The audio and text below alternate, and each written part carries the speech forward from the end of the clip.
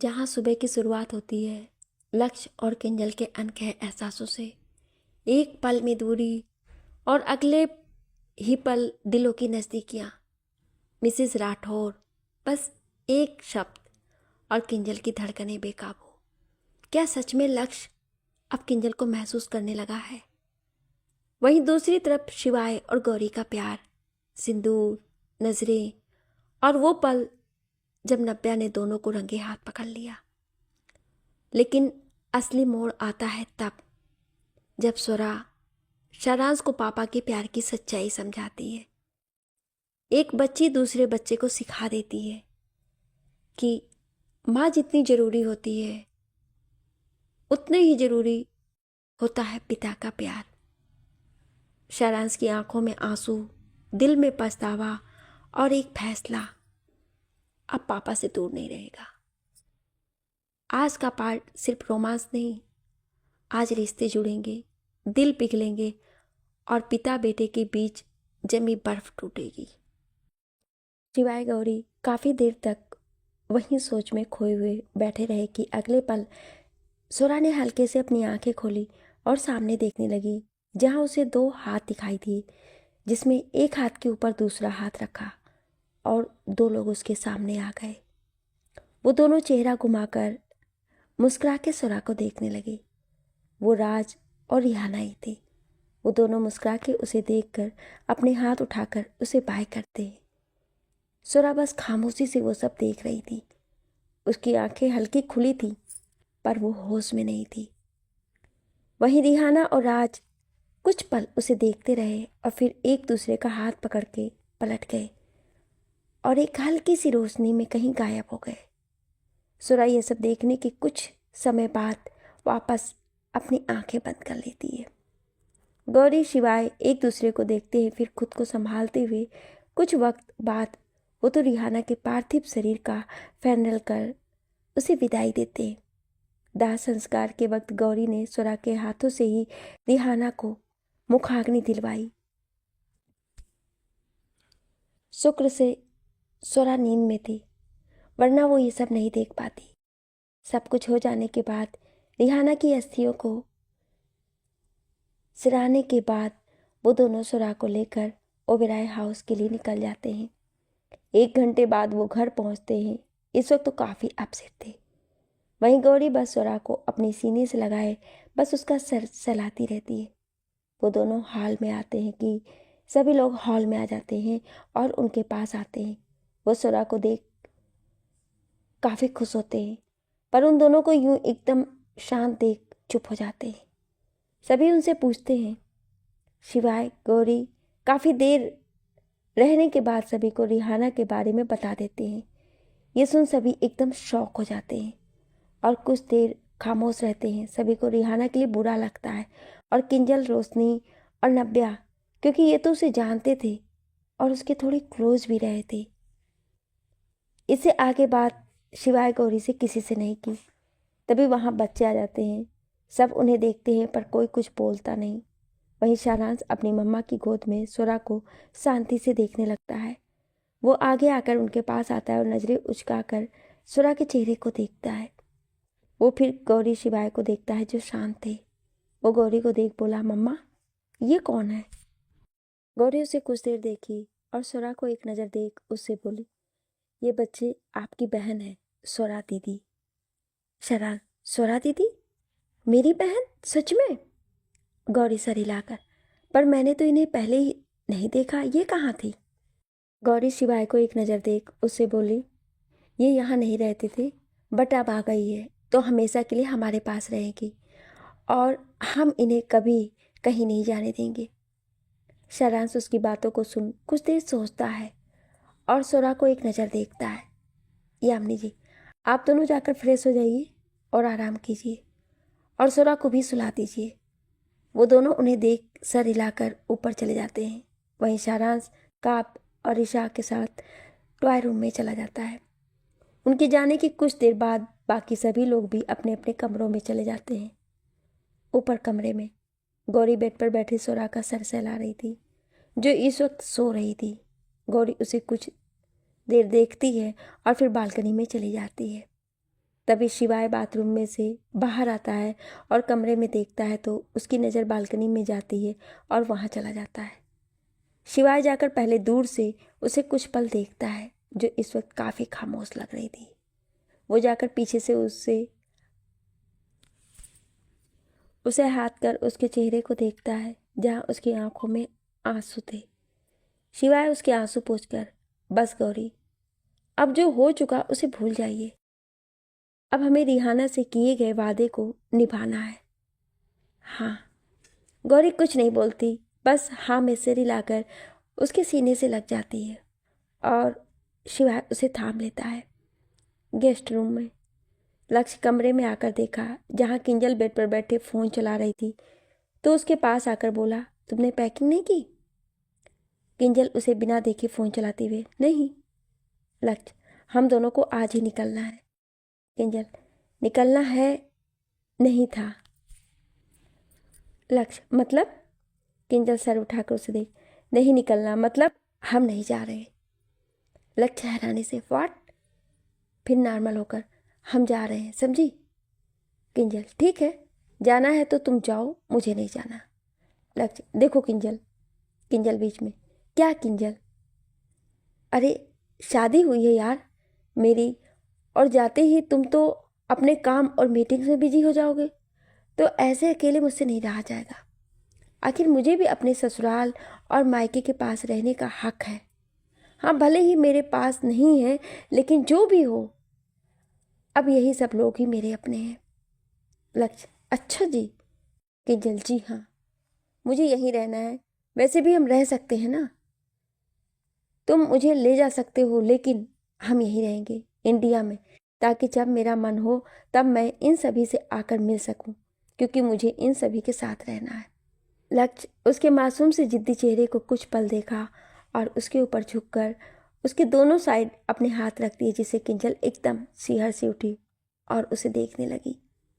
वो उसके बेहद करीब आकर उसे कुछ देर देखा और फिर अपनी बहुत ही डीप वॉइस में बोला, सबके साथ रहना, लेकिन मेरे साथ नहीं। किंजल के शब्द तो जैसे गले में अटक गए थे। उसकी सांसें ऊपर नीचे हो रही थी। वो कभी अपने दोनों तरफ लक्ष्य के हाथों को देखी जिनसे वो उसे कैद किए हुए था, तो कभी लक्ष्य के चेहरे को जो उसके चेहरे के बिल्कुल करीब था। अगले पल लक्ष्य उसके कान के पास आकर, मैडम, जवाब नहीं दिया आपने। अब तो किंजल और ज़्यादा हिल गई। लक्ष्य की सरगोशी भरी आवाज़ और उसके होठ जो बिल्कुल उसके कान को छू रहे थे। वहीं लक्ष्य उससे दूर हटकर उसके चेहरे को देखा और उसकी तरफ हाथ बढ़ा दिया और किंजल ने कस के अपनी आंखें बंद कर ली। लक्ष्य उसके चेहरे पर आए बालों को कान के पीछे कर उसे देख बोला, हाँ बताओ ना। किंजल अपनी आंखें खोलकर मुश्किल से अपने धड़कते दिल को संभालती बोली, वो तुम्हारे साथ का क्या कहना, मुझे पूरी जिंदगी भर तुम्हारे साथ ही तो रहना है। लक्ष्य टेढ़ी मुस्कान से उसे देखा जिसमें वो काफ़ी किलर लग रहा था और इतना किंजल को उस पर मरने के लिए काफ़ी था। वहीं लक्ष्य नॉर्मल एक्सप्रेशन से उसे देख अपना फ़ोन चलाते हुए बोला, ओके फाइन, हम अभी यहीं हैं और रहेंगे तो सिर्फ शहर से बाहर, ज़्यादा दूर नहीं। कहकर वो फ़ोन लेकर बालकनी में चला गया। किंजल ने अब सांस ली और उसकी सांसें फूल रही थी। वो अपने सीने पर हाथ रखी जहाँ उसका दिल जोरों जोरों से धड़क रहा था, जैसे निकलकर मानो बाहर ही आ जाएगा। वो बालकनी की तरफ देखते हुए बोली, ये क्या किंजल, ऐसा तो कभी फील नहीं हुआ, और जब भी ये पास आता है तभी ऐसा क्यों होता है। फिर नजरें झुकाकर, वैसे ये स्माइल भी करता है, पता नहीं था कितना कातिल लगता है मुस्कुराते हुए। हाय, किसी दिन मुझे मार ही न डाले, कहकर मुस्कुरा दी और फिर लेटकर सुकून से सो गई। देखते ही देखते दिन बीत गए। अब सब नॉर्मल हो गया था। सब अपनी लाइफ में खुश थे और सभी की लाइफ बेटर चल रही थी। शारांश, काब और ईशा का बॉन्ड सोरा के साथ बहुत अच्छा हो गया था और सोरा अपने तीनों भाई बहनों से बहुत प्यार करने लगी थी। हॉल में सभी लोग डाइनिंग टेबल पर बैठे थे और अपना अपना खाना खा रहे थे। वहीं बच्चे अपने अपने पेरेंट्स के साथ बैठे थे कि तभी शारांश की नज़र किंजल पर पड़ी और वो उसे देख बोला, किंजल आंटी, अब तो आपका बर्थडे आ रहा है ना। ये सुन सभी उसको देखे और मुस्कुराकर किंजल को देख वापस खाने लगे। तभी लक्ष्य, हाँ 2 दिन बाद। ये सुन सब लक्ष्य को देखने लगे तो सभी को ऐसे वो आईब्रो चढ़ाकर बोला, व्हाट? गौरी उसे देख मुस्कुराकर, वाह लक्ष्य बाबू, तो मतलब तुम्हें अपनी पत्नी का जन्मदिन पता है। ये सुन किंजल ने नजरें नीची कर ली। वहीं लक्ष्य गौरी से, जस्ट शट अप, अपना खाना खाओ चुपचाप, कहकर वो किंजल को एक नज़र देख अपना खाना खाने लगा। वहीं सब उन्हें मुस्कुरा कर देख अपने खाने में लग गए। कुछ देर बाद सभी लोग अपने अपने कमरे में चले गए। वहीं किंजल और लक्ष्य भी अपने कमरे में आए। लक्ष्य अपना फ़ोन उसे देते हुए, किंजल ये मेरा फ़ोन चार्जिंग पे लगा देना।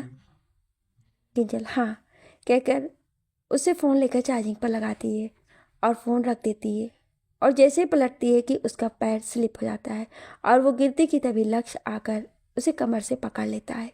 किंजल अपनी बंद आंखों को खोल के लक्ष्य को देखती है जो उसे ही देख रहा था। अगले पल वो सीधा खड़ा करता है और किंजल नजरें चुराते हुए जाने लगती है कि तभी लक्ष्य कुछ सोचकर उसे रोकते हुए बेहद ही धीमी आवाज़ में बोला, किंजल। ये सुन किंजल के कदम वहीं रुक गए। लक्ष्य के रोकने से नहीं बल्कि उसकी इतनी गहरी आवाज़ सुनकर। किंजल ने पलटकर उसे देखा और बोली, हाँ। लक्ष्य नजरें उठाकर उसे देख बोला, यहाँ आओ। किंजल ये सुन आगे आगे आई। लक्ष्य, यहाँ पास आओ मेरे। ये सुन किंजल ने उसे देखा और अगले पल उसकी तरफ कदम बढ़ा दिए, पर उसके पास जाते हुए उसका दिल काफ़ी तेज धड़क रहा था। वो लक्ष्य के सामने आकर खड़ी हो गई।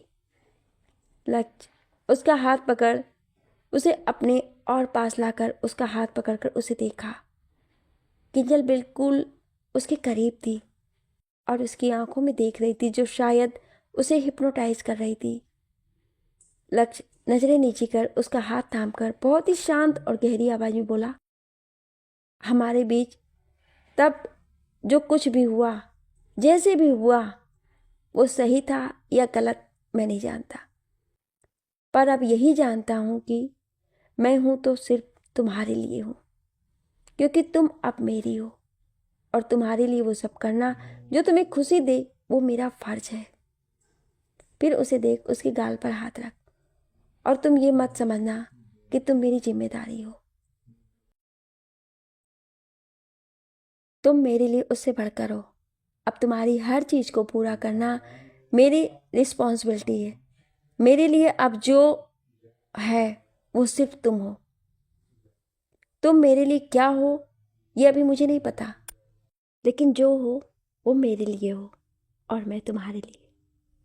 तुमने जो भी कमी महसूस की है उन्हें पूरा करना अब मेरा फर्ज है। तुम्हारी हर विश अब मेरी ख्वाहिश है और यही अब से हमेशा रहेगी। मैं तुम्हें कभी अकेला होने नहीं दूंगा और कभी जो मैं करूं वो तुम्हें अगर समझ ना आए तो मुझसे पूछ लेना, पर मुझे रोकना मत, क्योंकि मैं वही करूंगा जो तुम्हारे लिए सही होगा। हाँ, ये सब कहकर वो उसे देखा जो बस उसे और उसकी आंखों को देख रही थी। वो शायद उसकी बातों में खो सी गई थी। किंजल के लिए एहसास बिल्कुल अलग और नया था, क्योंकि उसने कभी फील ही नहीं किया, पर आज लक्ष्य ने उसे ये महसूस करवाया। लक्ष्य कोई जवाब न सुनकर अपना दूसरा हाथ उसके गाल पर रखकर बोला, तुमने सुना ना? किंजल। किंजल होश में आती और उसे देखती है। वो उसे कुछ कहती नहीं और उसके सीने से लग जाती है और वैसे ही रहती है। अगले पल वो अगली सांस लेने से पहले बोलती है, अगर तुम मुझे जरा भी कुछ मानते हो तो मैं तुम्हें नहीं रोकूंगी। तुम्हें पूरी इजाज़त है और पूरा हक है मेरे लिए वो सब कुछ करना जो भी तुम चाहो, लेकिन सिवाय इस बात के कि तुम मुझे अकेला छोड़कर नहीं जाओगे। ये सुन लक्ष्य ने बेहद गहराई से कहा, कभी नहीं। तुम अकेला महसूस ना करो इसीलिए ही तो मैं तुम्हारे पास आया था, कहकर उसने किंजल को थामने के लिए अपने हाथ उठाए कि उसे अंदर से एहसास हुआ कि ये क्या हो रहा है, उसे ये क्या हो रहा है, और उसने ये सब शब्द कैसे उससे कह दिया कि तभी किंजल की आवाज़ उसे सुनाई दी, प्रॉमिस, तुम मुझे अकेला नहीं छोड़ोगे और ना ही मुझसे दूर जाओगे। ये सुन लक्ष्य ने एक हाथ से किंजल को थाम लिया और दूसरे हाथ से उसका सर सहलाते हुए बोला, मैं वादा करता हूं, मैं तुम्हें छोड़कर कभी नहीं जाऊंगा। अगर मर भी जाऊं ना तो भी मैं तुमसे अलग नहीं हो सकता। किंजल ने अपनी पकड़ उस पर और मजबूत कर अपनी आंखें बंद कर ली। उसकी आंखों में आंसू जो आ चुके थे लक्ष्य की आखिरी बात को सुनकर। गौरी जो यहाँ से गुजरती हुई जा रही थी वो बाहर से सब सुन रही थी और उनकी बातें सुनकर वो मन में खुद से कहने लगी, लक्ष्य, किंजल, तुम्हारे लिए क्या है ये तुम्हें जल्द ही पता चल जाएगा। और किंजल, तुम्हारा डर ही आगे विश्वास से बदलकर लक्ष्य पर और ज्यादा अटूट और मजबूत हो जाएगा। कहकर वो मुस्कुराते हुए अपने कमरे में चली गई। किंजल अपनी आंखें बंद की सुकून से सो रही थी। तभी लक्ष्य एक ट्रे में कॉफ़ी और कुछ ब्रेकफास्ट दिया आता है। वो ट्रे लाकर बेड के साइड डेस्क पर रखने लगता है कि उसकी नज़र सोती किंजल पर गई, जिसका चेहरा नींद में सबसे मासूम लगता था। वहीं उसे देखने लगा। उसने ट्रे अभी डेस्क पर रखी भी नहीं थी कि और वो ट्रे लिए बस उसे देख रहा था। अगले पल वो ट्रे डेस्क पर रख उसकी ओर बढ़ा और उसके पास बैठकर उसके चेहरे को देखने लगा। वो उसके ऊपर थोड़ा झुककर मन में बोला, आखिर है क्या ये लड़की और हो क्या रहा है मुझे? मैं बार बार इसके पास क्यों आ जाता हूँ? क्यों बार बार इसके करीब आकर इसमें खो जाता हूँ? क्यों? कहीं कहीं मुझे अफेक्ट तो नहीं कर रही? नहीं, इसमें ऐसा क्या है जो मुझे अफेक्ट करे? उसने ये कहा कि उसकी नज़र किंजल के चेहरे पर आए बालों पर गई, जो लक्ष्य को और उसकी तरफ अट्रैक्ट करने लगे, जो अक्सर उसे किंजल की ओर खींचते थे। लक्ष्य उसके चेहरे पर से बाल हटाने के लिए बिल्कुल उसके करीब झुक जाता है और हल्के हल्के से उसके चेहरे पर से बाल हटाने लगता है। वो ना जाने क्यों ऐसा कर रहा था, उसे कुछ पता नहीं था। वो बस अपनी धुन में लगा हुआ उसे देख रहा था कि अगले पल किंजल कसमसाने लगी और धीरे धीरे अपनी आंखें खोली कि उसकी नज़र सीधा लक्ष्य के चेहरे पर गई, जो उसे देख रहा और उसके कितने पास था। एक बार फिर किंजल की हार्ट बीट तेज थी कि अगले पल लक्ष्य धीरे धीरे उसके ऊपर झुकने लगा कि तभी किंजल उससे बोली, तुम यहाँ ऐसे? उसकी बात पूरी होने से पहले ही लक्ष्य उसके होठों पर उंगली रख देता है और किंजल बस उसे देखती रह जाती है। लक्ष्य उसके बाल साइड में करते हुए बोला, मॉर्निंग वेकअप के बाद गुड मॉर्निंग कहा जाता है। क्या आप इतना भी नहीं जानती मिसेस राठौर? लक्ष्य की हरकत से तो किंजल का दिल बाहर आने को था ही, और ऊपर से उसका मिसेस राठौर कहकर बुलाने को सुन तो मानो उसकी सांसें ही अटक गई थी। तभी उनके इस मोमेंट की शांति को चीरते हुए अचानक लक्ष्य का फोन बजा और दोनों ही ये सुन दोनों एकदम होश में आए। लक्ष्य अपने फोन को घूर कर देखा क्योंकि उसका मूड खराब हो गया था, पर वो इसे अपने चेहरे पर नहीं आने दिया कि तभी उसे एहसास हुआ कि वो किंजल को कितना करीब है। ये देख वो एकदम उससे दूर हटा। वो नजरें चुराते हुए ट्रे उठाकर किंजल के सामने रखते हुए बोला, योर ब्रेकफास्ट, कहकर वो अपना फोन उठाकर बालकनी में चला गया। वहीं किंजल उसे देखते हुए उठकर बैठ गई, पर उसके चेहरे पर अब मुस्कान थी। वो खुद से बोली, क्या है ये? पता नहीं इसका क्लोज आना मुझे मारने को क्यों तैयार रहता है। कहकर वो अपने फ़ोन खोलकर सर्च की। किसी के क्लोज आने से हार्ट बीट तेज होने का मतलब करके उसने स्क्रीन को देखा तो वो हैरान हो गई। वो एकदम अपना फ़ोन बंद कर साइड में रख दी। वो खुद से बोली, हट, ये मतलब? मुझे सच में इससे कहकर अपने मुंह पर हाथ रख स्माइल करने लगी। फिर वो बालकनी की ओर देखते हुए बोली, you are really killing me mister Lakshya Rathore. कहकर वो शर्मा गई, पर तभी लक्ष्य को आता देख अपना फ़ोन रखकर ब्रेकफास्ट करने लगी। शिवाय का कमरा। गौरी मिरर के आगे खड़ी टॉवल से अपने बाल झाड़ रही थी। इस वक्त तो काफ़ी आकर्षित लग रही थी और स्लीवलेस ब्लाउज के साथ काली साड़ी उसे और हसीन बना रही थी। और साथ में उसके गीले बाल क्या ही कहे कि शिवाय कमरे में फ़ोन चलाता हुआ आया। उसकी नज़र सीधा गौरी पर गई और वो एकटक उसे देखने लगा।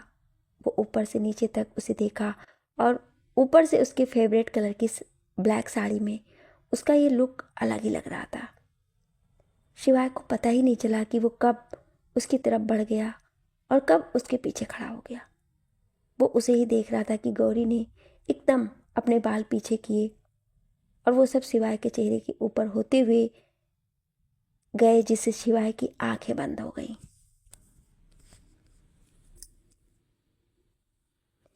वहीं गौरी ने मिरर में उसे देखा तो वो पलटी कि शिवाय ने एकदम उसकी कमर से पकड़कर उसे खींच लिया और गौरी सीधा उसके सीने से जा लगी। शिवाय हाथ उसकी तरफ बढ़ाकर उसके बाल कान के पीछे करने लगा। वहीं गौरी उसे थोड़ा पीछे करते हुए, शिवाय ये क्या कर रहे हैं आप? शिवाय, क्यों? हम आपके साथ कुछ कर भी नहीं सकते? गौरी, देखिए गेट खुला है, कोई आ जाएगा और आपको ऐसे देखेगा तो क्या कहेगा कि आप हमसे इश्क लड़ा रहे। शिवाय, क्या जान आप भी आ जाएं तो आ जाएं, अपनी बीवी से ही इश्क लड़ा रहे हैं, कोई गुनाह तो नहीं कर रहे हैं। और इश्क क्या, प्यार मोहब्बत दीवानगी पागलपन सब कुछ कर सकते हैं। अगर कोई आ जाए तो आ जाए, जब मोहब्बत की है तो डरना क्या। गौरी मुस्कुराकर, अरे वाह मिस्टर ओबेरॉय, आप तो शायरियाँ भी करने लगे। शिवाय, बिल्कुल मिसेस शिवाय ओबेरॉय, सब आपकी वजह से है। गौरी, अच्छा हमारी वजह से? शिवाय, हाँ। गौरी उसे पीछे कर, क्या शिवाय आप भी हटिए, हमें नीचे जाना है। शिवाय, हाँ चले जाइए, पर 1 मिनट। कहकर ड्रेसिंग पर से सिंदूर की डिब्बी लेकर उसकी मांग में भर देता है और गौरी की आंखें अपने आप बंद हो जाती हैं कि तभी नब्या आकर, दी जीजू आपको नीचे, कहकर वो चुप हो गई और वो दोनों एकदम दूर हट गए। वहीं नब्या शरारत से उन्हें देख बोली, आई एम सॉरी, हमें इस वक्त नहीं आना चाहिए था। कहकर भाग गई और गौरी बस मुंह खोले रह गई। पर शिवाय को तो गुस्सा आ गया। वो सिंदूर की डिब्बी ड्रेसिंग पर रखते हुए बोला, क्या है पता नहीं, अब अपने घर वाले भी कबाब में हड्डी बनने लग गए। उसे ऐसे देख गौरी मुस्कुरा दी। शिवाय उसे देख बोला कि गौरी उसे रोक, बस रहने दीजिए, हमें तैयार होना है, आप नीचे जाइए। शिवाय बेमन से चला गया और गौरी तैयार होने लगी। शरांश का कमरा। शरांश चेयर पर बैकवर्ड पोज में बैठा था कि तभी गेट पर नॉक के साथ आवाज आई, मैं आई कमिंग शरांश। ये सुन शरांश ने गेट की तरफ देखा तो वहां स्वरा थी। शरांश उसे देख बोला, क्या दीदू आप क्यों परमिशन मांग रहे हो, प्लीज कम। स्वरा मुस्कुराकर अंदर आई और बेड पर बैठती बोली, तो क्या प्लानिंग है? शरांश कंफ्यूजन में, प्लानिंग? स्वरा, हाँ तुम्हें तो पता है ना कि क्या आ रहा है। स्वरा, ओ हाँ, किंजल आंटी का बर्थडे है कल और प्लानिंग है, बट मेन प्लानिंग तो लक्ष्य अंकल करेंगे ना, वो मजाक में बोला। उसकी बात सुन स्वरा चुप हो गई और उसे देखने लगी कि शरांश उससे बोला, क्या हुआ, आप ऐसे क्यों देख रहे हो? स्वरा, कुछ नहीं, बस ऐसे ही। एंड किंजल आंटी का बर्थडे है पता है, बट उसके बाद क्या है नहीं पता। शरांश बुक के पेज पर रखते हुए, उसके बाद?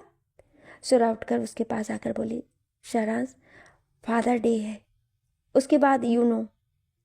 यह सुन शरांश एकदम चुप हो गया और उसे देख वापस नजरें नीची कर लिया।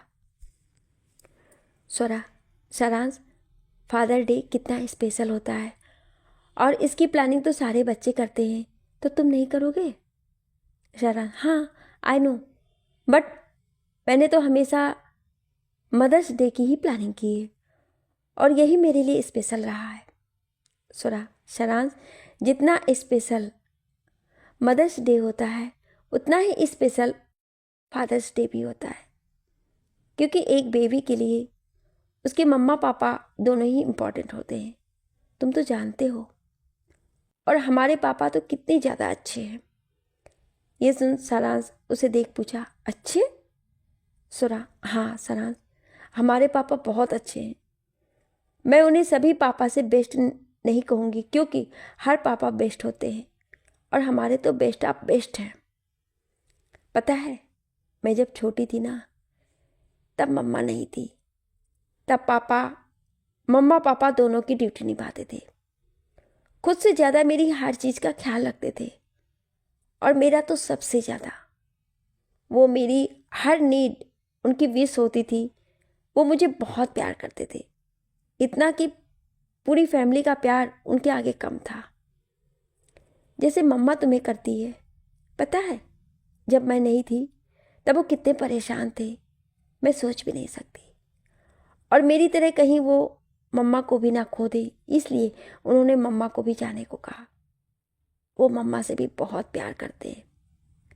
सारांश, मम्मा को जाने? हाँ, वो मम्मा से बहुत प्यार करते हैं। वो मुझसे और मम्मा दोनों से प्यार करते हैं। मम्मा जब आई तो मेरा तो ख्याल रखते ही थे और मम्मा के आने के बाद खुद को भी भूल गए। हम दोनों के सुबह सोकर उठने से लेकर रात को सोने तक वो ध्यान रखते थे। हमारी एक एक चीज़ उनके लिए इम्पोर्टेंट थी। वो हम दोनों से बहुत प्यार करते हैं। सोचो सारांश, वो कितना हर्ट हुए होंगे जब हम दोनों उनके पास नहीं थे। वो हमसे बहुत प्यार करते हैं और तुमसे तो बहुत ही ज़्यादा। ये सुन सारांश ने उससे देखा। हाँ सारांश, मुझे पता चला जब तुम हॉस्पिटल में थे तब वो कितना डरे हुए थे। वो कभी प्रेयर नहीं करते, पर तब उन्होंने तुम्हारे लिए ना जाने कितनी प्रेयर की थी। रात रात भर वो जागे थे कि कब तुम ठीक हो। वो बहुत तरसे हैं सारांश। उन्होंने किसी को भी प्रॉब्लम ना हो, इसलिए उन्होंने सभी को खुद से दूर कर दिया। वो बहुत हर्ट हुए हैं सारांश, फैमिली से दूर होकर, मुझसे, मम्मा से। और जब उन्हें पता चला होगा कि तुम भी उनके पास नहीं थे, तब तो वो टूट गए होंगे। 5 years तक सबकी आवाज़ सुनने के लिए वो तरसे हैं। मम्मा के लिए तरसे हैं वो। 2 बच्चों के होते हुए 5 years तक पापा सुनने के लिए तरसे हैं। ये लाइन सुन सारांश को एहसास हुआ कि ये कैसे शिवाय से दूर रहता, उससे बात नहीं करता। और वो दिन जब उसने उन्हें हेट कहा था, सारांश उसकी बातें बहुत ध्यान से सुना था। उसकी आंखों में आंसू थे। क्या नहीं लेके बैठा था वो अपने अंदर, और क्या कुछ नहीं बोला उसने। वहीं सुरा शांति से देख रही थी। उसने ये उसे समझाया, क्योंकि गौरी ने सब बताया था उसे। सारांश खुद को कंट्रोल कर बोला, तो अब क्या करना चाहिए? सुरा, तो सुनो, कहकर उसे सब बताने लगी। क्या सारांश फादर्स डे पर शिवाय को सरप्राइज देगा? क्या लक्ष्य को आखिर एहसास हो गया है कि वो किंजल से प्यार करने लगा है? और क्या ये सुबह सबकी ज़िंदगी बदल देगी? कमेंट में ज़रूर लिखिए, लाइक करना मत भूलिए और चैनल सब्सक्राइब करें। अगला पार्ट दिल छू जाएगा। Thank you.